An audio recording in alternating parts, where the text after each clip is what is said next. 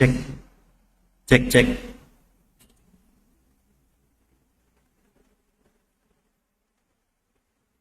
Cek, halo, Mas Isa, apakah suara saya terdengar?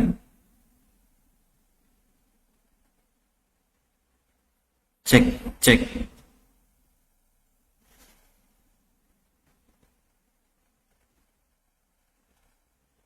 Baik ya, moga-moga suara saya terdengar dengan jelas. Kita mulai perkuliahan hari ini.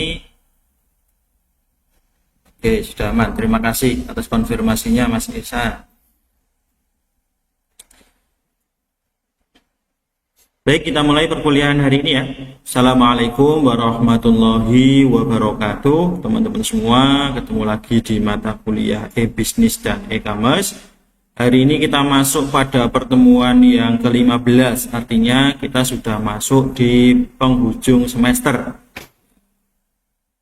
Di pertemuan akhir.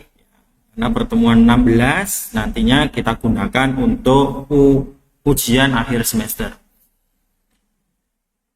Nah, di pertemuan ke-15 ini kita akan membahas tentang evaluasi dan rencana implementasi hubungannya dengan tentunya e-bisnis maupun e-commerce.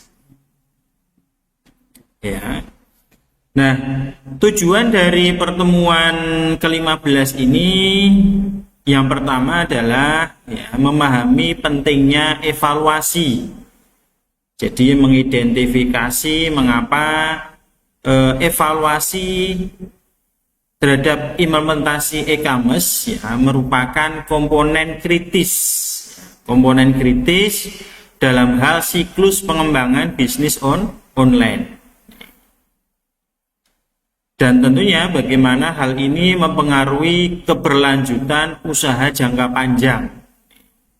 Jadi memahami pentingnya evaluasi. Kemudian yang kedua adalah menjelaskan langkah evaluasi secara terukur. Jadi kita mempelajari metodologi evaluasi yang sistematis dan terukur.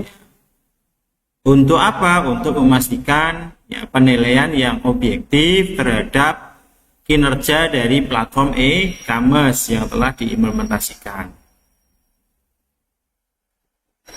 Kemudian yang ketiga adalah menyusun rencana berbasis data. Ya, karena seperti yang kita bahas di pertemuan sebelumnya, data itu adalah komponen yang paling krusial, ya, sangat penting. Ya, dengan adanya data, ya, kita dapat mengembangkan kemampuan untuk merancang rencana implementasi ya, berupa perbaikan yang didasarkan pada analisis dari data yang konkret. Bukan hanya sekedar asumsi, tapi berdasar data. Bukan hanya berdasar tren pasar semata, tetapi berdasar dari data yang sudah ada. Lantas definisi dari evaluasi implementasi itu apa?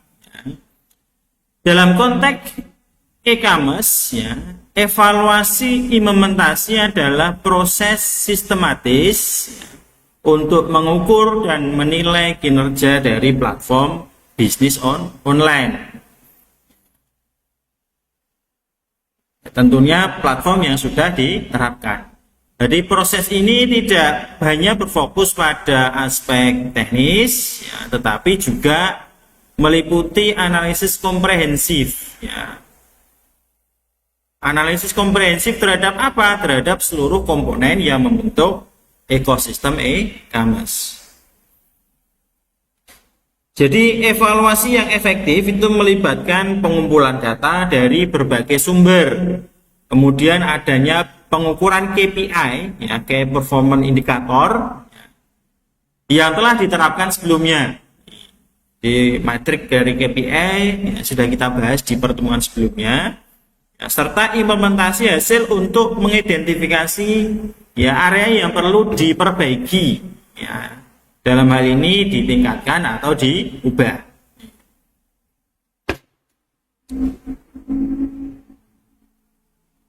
Nah, proses evaluasi itu harus dilakukan secara berkala untuk memastikan bahwa sistem e-commerce tetap relevan dengan kebutuhan pasar dan perilaku konsumen. Nah, seperti yang kita contohkan di pertemuan sebelumnya bahwa platform e-commerce, ya, contohnya Shopee, itu selalu melakukan evaluasi secara berkala. Ya. Sehingga dari evaluasi secara berkala, ya berdasarkan data yang ada, Shopee selalu meningkatkan fitur ya, yang memanjakan pelanggan ataupun penjual. Contohnya ada Shopee Live, kemudian pemberian diskon, ya, pemberian free ongkir, ya, dan seterusnya. Ya. Nah, mengapa evaluasi itu penting? Ya, karena bertujuan untuk keselarasan ya strategis. Jadi evaluasi itu memastikan bahwa implementasi dari platform e-commerce tetap selaras dengan tujuan bisnis jangka pendek maupun jangka panjang. Tanpa evaluasi secara rutin, ya perusahaan akan berisiko mengembangkan sistem yang tidak lagi mendukung visi organisasi. Kemudian identifikasi bagian atau area yang perlu dilakukan perbaikan. Di proses evaluasi itu membantu mengidentifikasi ya, baik itu kelemahan, kemudian hambatan dan celah dalam sistem e-commerce yang mungkin ya tidak terlihat dalam operasional sehari-hari.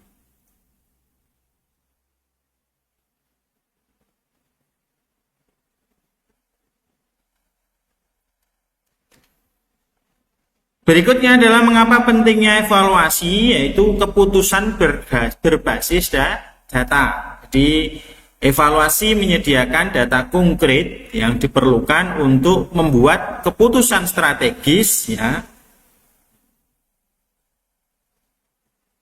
tentang pengembangan platform, ya, kemudian alokasi sumber daya dan prioritas ya, investasi teknologi di masa depan. Bagian mana yang perlu ditambahkan fitur baru ya sesuai dengan kebutuhan dari pelanggan atau kebutuhan dari penjual ya. Platform e-commerce itu akan selalu ya melakukan pengembangan platform ya berdasarkan data yang ada. Nah, adapun parameter ataupun metrik evaluasi e-commerce ya terbagi menjadi 4, ada metrik penjualan, kemudian metrik pelanggan, metrik marketing, ya, kemudian metrik proses. Untuk metrik penjualan ya dihitung dari total transaksi harian atau bulanan. Kemudian pertumbuhan revenue, ya nilai rata-rata ya dari transaksi maupun tingkat penyelesaian check out. Nih. Ya, karena terkadang kan ada pelanggan yang sudah klik ya beli tapi belum menyelesaikan proses check out, ya hanya dimasukkan ke keranjang belanja. Ketika dimasukkan ke keranjang belanja, ya pelanggan akan melakukan pertimbangan ulang ya mencari ya barang yang serupa dari penjual lain, harganya ya membandingkan harga dan sebagainya. Ketika sudah cocok, oh ternyata baru menyelesaikan check out. Nah, tingkat penyelesaian check out itu juga menjadi metrik penjualan. Kemudian dari sisi pelanggan, metrik pelanggan, ya tentunya yang pertama adalah kepuasan pelanggan, ya. Jadi skor dari kepuasan pelanggan, customer satisfaction score itu dihitung. Kemudian tingkat retensi pelanggan maupun volume dan sentimen feedback. Ya, apakah ada feedback yang positif dari pelanggan atau feedback negatif? Ya. Selanjutnya ada metrik marketing.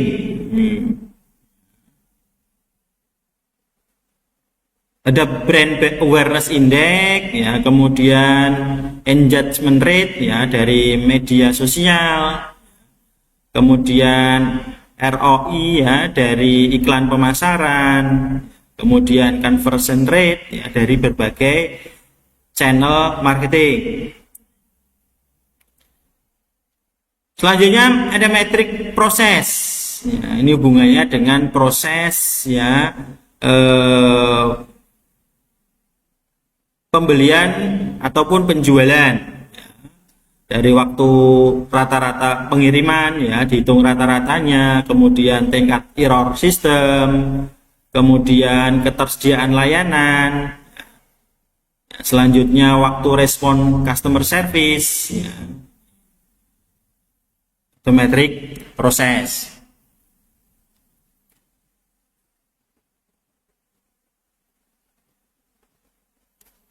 Kemudian ada balance ya, scorecard ya dalam evaluasi.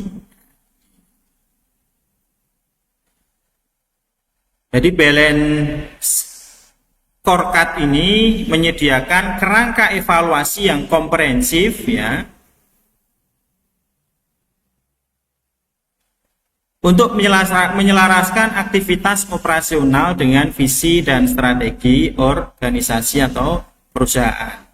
Untuk komponen utama dari ya balance scorecard ini ya, yang pertama ada perspektif keuangan, kemudian perspektif pelanggan, perspektif personal internal, proses internal, kemudian ada perspektif ya pembelajaran dan pertumbuhan. Dari perspektif keuangan,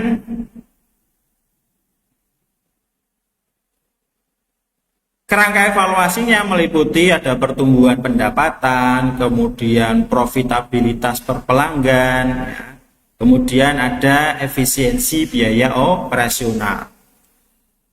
Sedangkan perspektif pelanggan ya, meliputi ada kepuasan pelanggan, loyalitas pelanggan, kemudian akuisisi dari pelanggan baru. Dari perspektif proses internal ya, hubungannya dengan perusahaan ya, ada efisiensi operasional, kemudian keamanan transaksi dan kualitas layanan. Bagaimana transaksi itu dijamin keamanannya ya, sehingga dari sisi pelanggan nanti ya, ada kepuasan, kemudian menimbulkan loyalitas ya. Dari perspektif pembelajaran dan pertumbuhan ya, jadi pengembangan keterampilan dari tim ya, kemudian inovasi platform, kemudian adaptasi teknologi baru. Jadi kalau ada fitur baru ya yang mengadopsi teknologi ya, tentunya butuh ya, pelatihan dari tim ya atau karyawan perusahaan sehingga karyawan bisa secara cepat ya beradaptasi. Nah, dengan BSC ini ya balance scorecard ya perusahaan dapat menetapkan KPI yang seimbang dan menghasilkan skor hasil evaluasi yang lebih holistik sehingga mendorong perbaikan di semua area nih. Kemudian ada evaluasi sistem transaksi dan back end.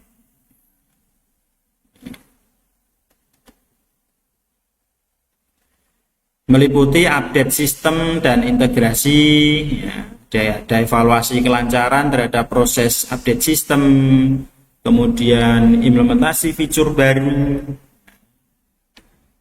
seperti integrasi tracking pengiriman secara real time, kemudian sistem pembayaran terbaru karena sekarang ketika kita melakukan pembelian melalui platform e-commerce, kemudian barangnya sudah dalam proses pengiriman, kita kan bisa mengeceknya secara real time ya, posisi barang tersebut ya sudah sampai di kota mana. Kemudian ada analisis waktu dan error, di pengukuran waktu pemrosesan pesanan ya dari check out hingga pengiriman ya, hingga selesai itu ya, ya, dianalisis. Bahkan salah satu platform e-commerce itu kan memberikan jaminan ketika kita melakukan pembelian melalui platform tersebut. Misalkan kita beli hari ini, ada jaminan dipastikan barang akan sampai ya, dalam 2 hari ke depan atau 3 hari ke depan. Kalau 3 hari ke depan ternyata barangnya tidak sampai, maka akan ya ada semacam ya bonus tersendiri ke kita sebagai pelanggan, sebagai bentuk tanggung jawab dari platform e-commerce tersebut. Kemudian ya efektivitas customer service, jadi penilaian terhadap kecepatan dan kualitas respon customer service dalam menangani keluhan dan pertanyaan pelanggan. Meskipun sudah ada chatbot, jadi penanganan otomatisasi dari keluhan-keluhan pelanggan, tetapi memang ada beberapa keluhan yang harus ya dicek oleh customer service, ya, tim customer service ya, secara ya langsung. Oleh karena itu customer service pun penting ya.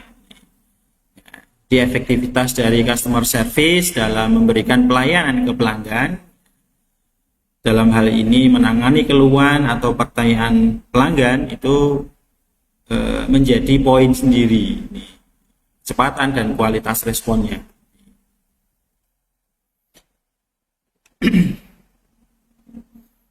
Kemudian dari evaluasi pengalaman pelanggan, karena pengalaman pelanggan ini merupakan faktor yang krusial ya dalam kesuksesan platform e-commerce. Apa saja, yaitu kemudahan navigasi dan informasi. Apakah pelanggan ya diberikan kemudahan dalam mencari atau mendapatkan data terhadap produk secara detail. Kemudian kejelasan proses check out, kejelasan proses pembayaran. Ini salah satu hal yang menjadi evaluasi pengalaman pelanggan.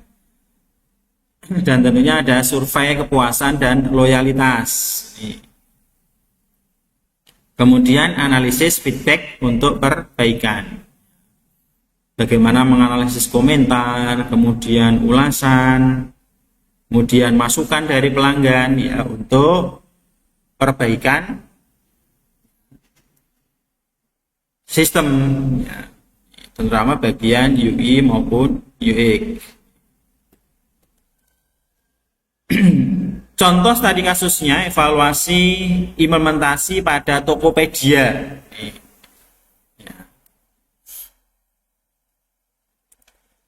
Dari evaluasi yang dilakukan oleh Tokopedia, terjadi peningkatan transaksi sebesar 20%.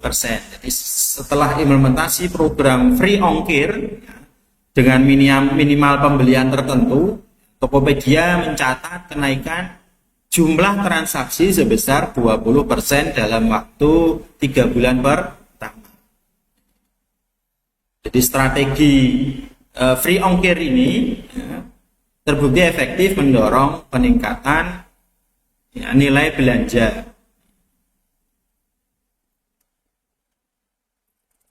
Kemudian ada penurunan keluhan sebesar 30%. Jadi integrasi sistem tracking pengiriman otomatis yang real time ya, dengan berbagai jasa ekspedisi, ya, ekspedisi berhasil menurunkan jumlah keluhan terkait pengiriman sebesar 30%. Karena secara tidak langsung ya sistem tracking secara real time ini memberikan transparansi yang dibutuhkan oleh pelanggan. Transparansi terhadap apa? Terhadap status pesanan mereka.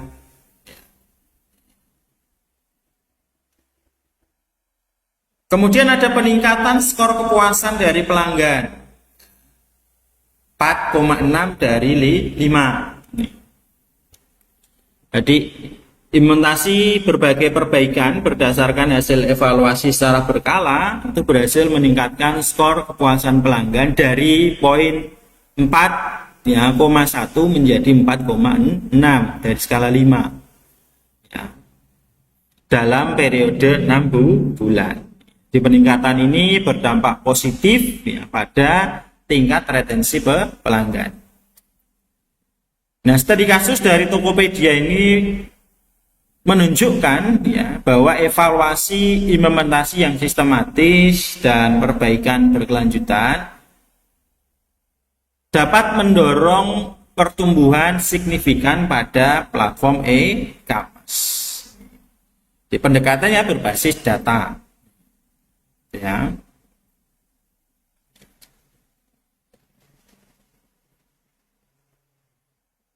Nah, ketika kita melakukan evaluasi implementasi, ada kendala yang perlu diperhatikan. Yang pertama adalah adanya data tidak terintegrasi, kemudian kurangnya kolaborasi tim, ya, kemudian adanya retensi perubahan.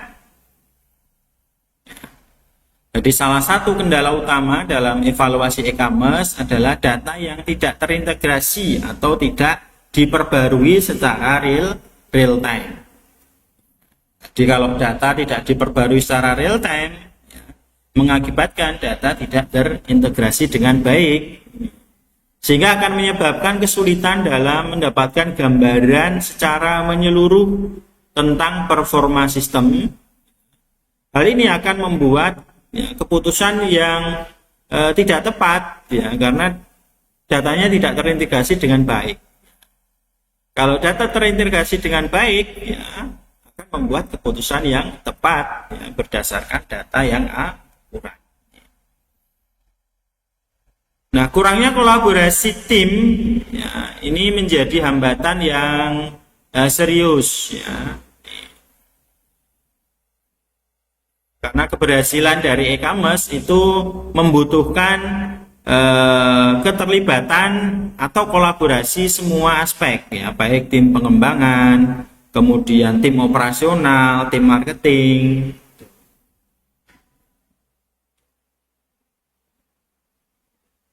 Kemudian kendala dalam evaluasi berikutnya ada retensi perubahan. Jadi perubahan dari internal perusahaan itu dapat menghambat implementasi perbaikan. Karyawan mungkin merasa nyaman dengan sistem yang ada dan enggan beradaptasi dengan proses atau teknologi baru. Nah, ini yang menyebabkan ya menjadi kendala dalam evaluasi implementasi. Ada teknologi baru tapi karyawan ya, tidak mau beradaptasi. Nah, untuk langkah menyusun rencana implementasi pasca evaluasi ya ada ya penetapan prioritas perbaikan. Menganalisis hasil evaluasi bagian-bagian mana yang perlu dilakukan perbaikan, bagian mana yang membutuhkan perbaikan, itu diprioritaskan. Setelah itu menyusun rencana secara terstruktur. Membuat timeline ya, timelinenya yang realistis ya, dan dengan target yang jelas. Penanggung jawabnya siapa, kemudian KPI yang terukur ya, setiap inisiatif perbaikan.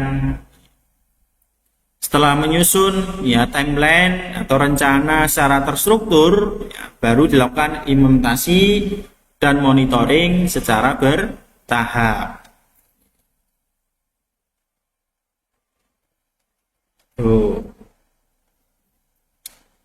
Contoh lain ya, selain Tokopedia ada Shopee Indonesia.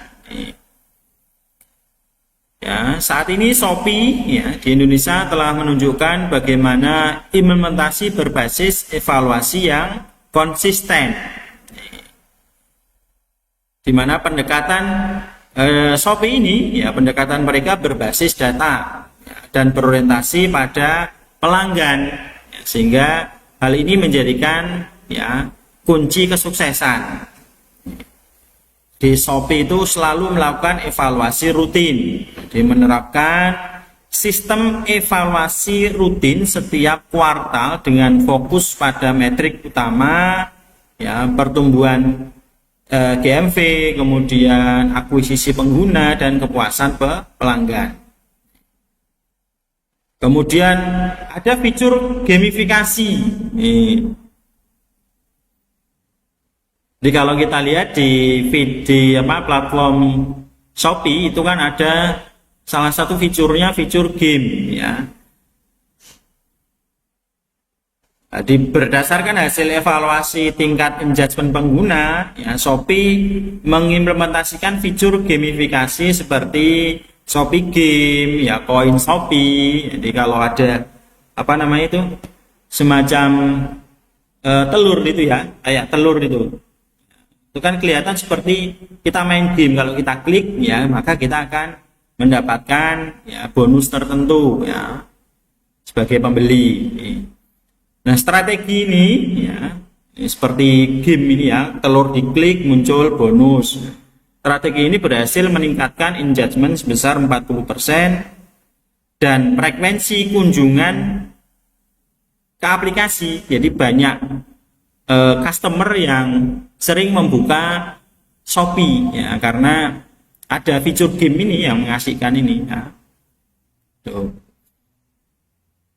Kemudian ada kolaborasi logistik, ya, dievaluasi terhadap proses pengiriman, mendorong Shopee, ya, itu menjalin kemitraan strategis dengan berbagai jasa ekspedisi, ya, baik kurir lokal, ya, dan mengembangkan sistem manajemen logistik terpadu. Hasilnya 98% pengiriman memenuhi SLA yang dijanjikan. Ya, makanya di Shopee itu ketika kita membeli produk itu kan ada estimasi, ya, proses pengiriman berapa hari.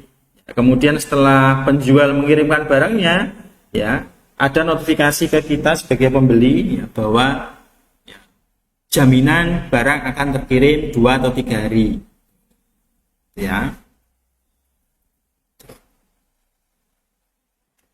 Nah, kesimpulan dari pertemuan hari ini adalah, ya, bahwa evaluasi implementasi yang efektif adalah proses berkelanjutan yang memerlukan komitmen dari seluruh organisasi. Melalui evaluasi yang terstruktur dan berbasis data, ya, perusahaan akan dapat mengidentifikasi area perbaikan dan mengimplementasi solusi yang tepat untuk meningkatkan platform mereka. Ya, poin-poin kuncinya ada evaluasi merupakan kompas yang memandu arah perbaikan, ya, untuk inovasi berkelanjutan dalam bisnis online. Kemudian adanya pendekatan multidimensi dari sisi keuangan, pelanggan, proses, ya, maupun pembelajaran. Kemudian ada rencana implementasi harus fleksibel dan adaptif terhadap perubahan teknologi maupun perilaku konsumen.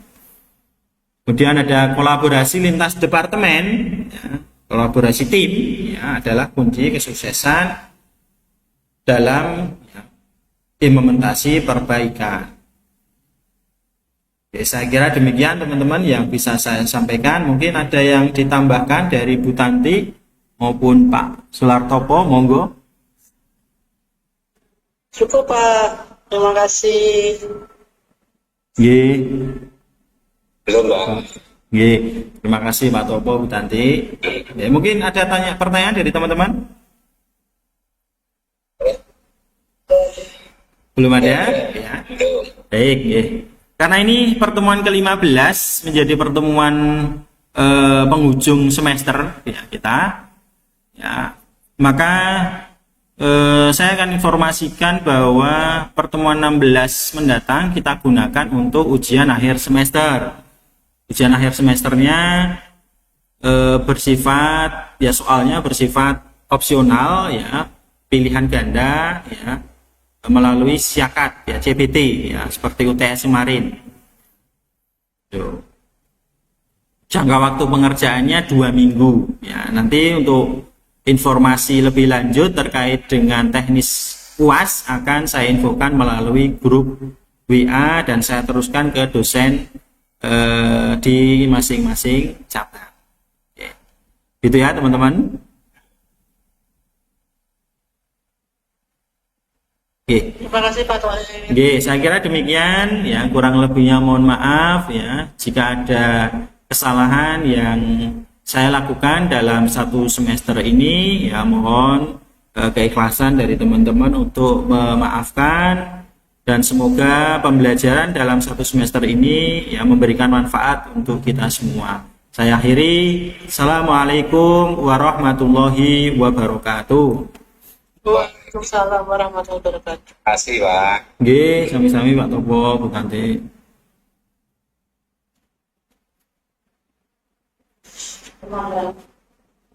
Ini pertemuan ke-15 terakhir ya.